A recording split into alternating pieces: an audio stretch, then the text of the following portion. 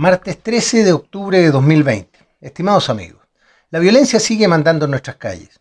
Con motivo de celebrarse el Día de la Raza, un numeroso grupo de manifestantes se hizo presente en la Alameda Bernardo Higgins de la capital para protestar por la llegada de los descubridores de América 5 siglos atrás. En Peñalolén, un subteniente de carabineros resulta gravemente quemado por una bomba incendiaria, mientras en otro sector de la capital es quemado un bus de la locomoción pública, previo amedrentamiento a sus pasajeros.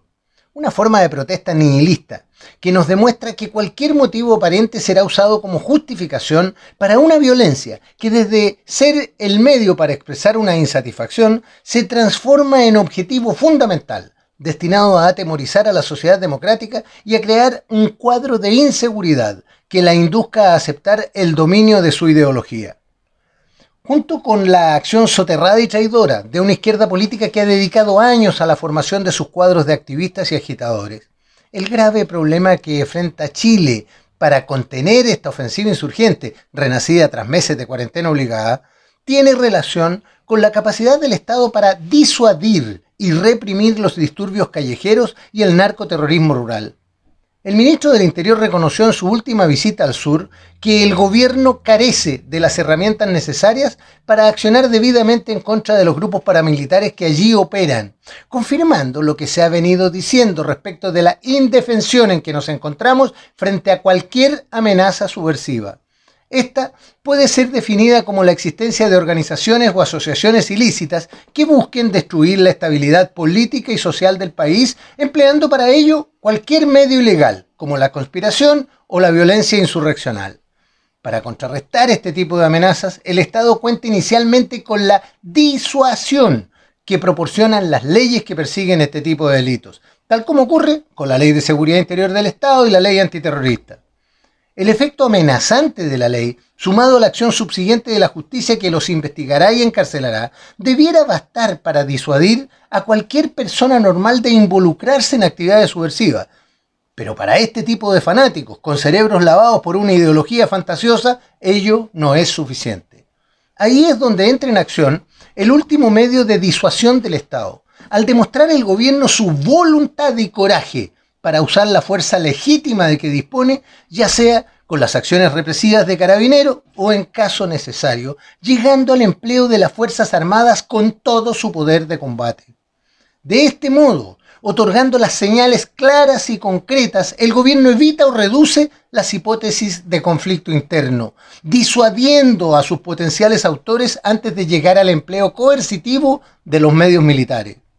El problema actual es que este gobierno ha sido despojado de su capacidad para disuadir, debido a la labor subterránea llevada a cabo desde hace años por la izquierda política y no percibida o rechazada por una derecha complaciente y cobarde. Así, hemos sido testigos de un debilitamiento progresivo de la capacidad de reacción del Estado ante cualquier tipo de amenaza subversiva, haciendo desaparecer la hipótesis de conflicto interno a partir de la invasión de una doctrina ideologizada de protección a los derechos humanos. Ello alcanzó al actual gobierno, quien contribuiría a su espurio propósito, coartando aún más las capacidades disuasivas de las policías y militares. Como consecuencia, hoy nos encontramos ante un escenario que nunca pudo ser más favorable para cualquier aventura subversiva, estimulado por un sistema procesal penal degradado y garantista, mientras 12 proyectos de ley destinados a recuperar o mejorar las capacidades de seguridad interna permanecen bloqueados por la izquierda desde hace años. El estímulo para la actividad subversiva es lógico y esperable, en medio de un cuadro de situación política como el que vivimos, con un gobierno entrampado entre el poco espacio para actuar y sus propios temores. En el caso sureño, ya no es posible esperar que las fuerzas policiales disuadan a alguien, dedicándose a la autoprotección para no sufrir bajas ante una cada vez más osada actividad narcoterrorista. En las ciudades, la presencia de carabineros incapacitados para actuar no solo no disuade, sino que atrae a los violentos para descargar su furia y así satisfacer su narcisismo enfermizo. Pero el problema de fondo que enfrentamos es que la última reserva de poder del Estado, sus Fuerzas Armadas, han ido siendo despojadas de su principal factor de disuasión, su poder de fuego. Ese que hacía pensar 2 veces antes de enfrentarlas o provocarlas y que otorgaba una sensación de seguridad irreemplazable en cada oportunidad que salían a la calle. Hoy,